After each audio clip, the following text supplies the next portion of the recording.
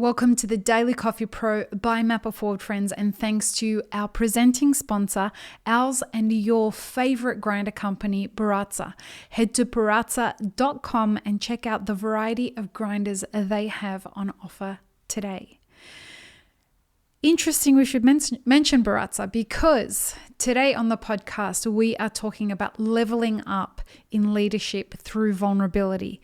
And if there has ever been a leader that has inspired me in great magnitudes, it has to be the CEO of Baratza, particularly in leading through vulnerability.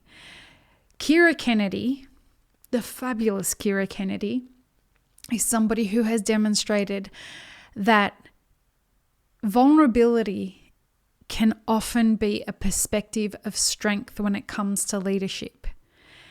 Being vulnerable and being open with your staff can give them access to your learning strategy as a leader and can also give you access to a connection with your employees or whoever it is that you're leading in ways that traditional leadership measures like authoritarianism and power games and all of that kind of stuff will never give you access to.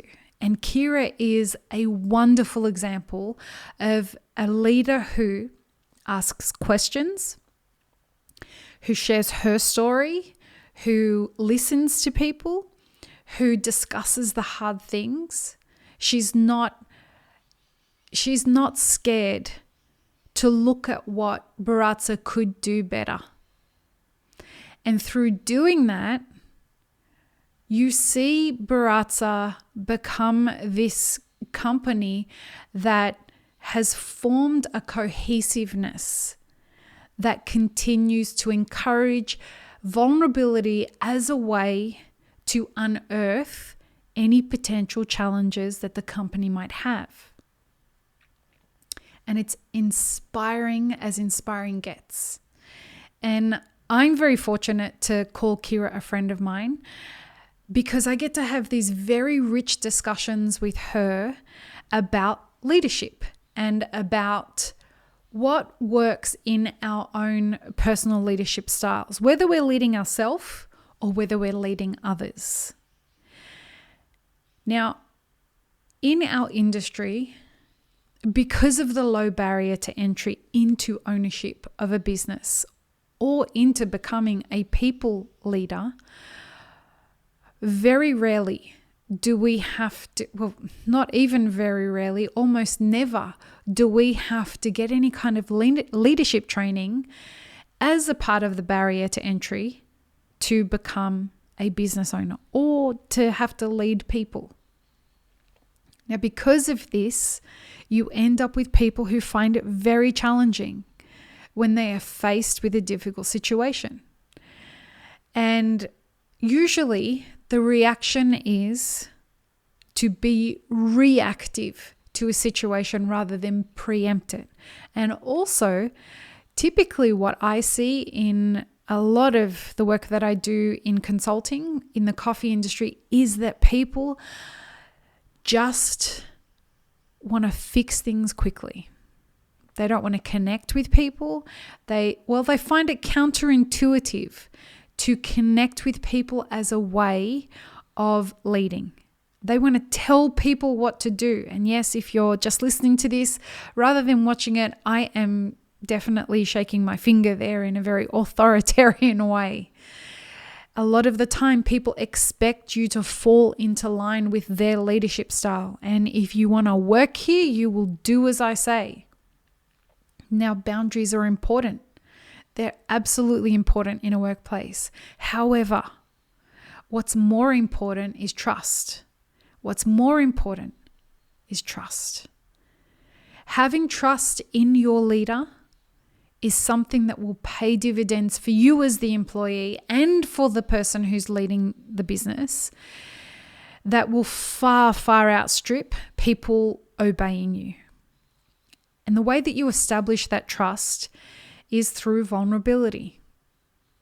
Having the audacity and the courage.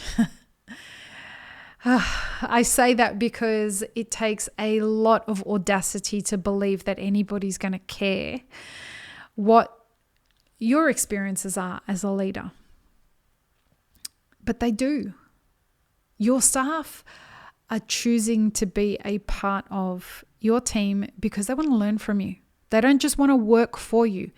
They hope to learn from you.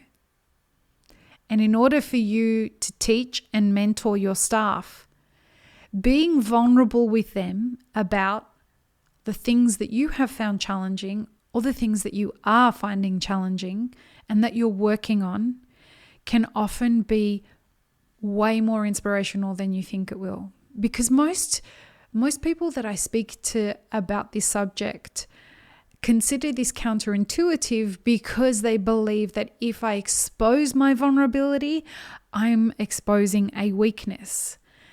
And today we exist in a culture where people want to learn from each other.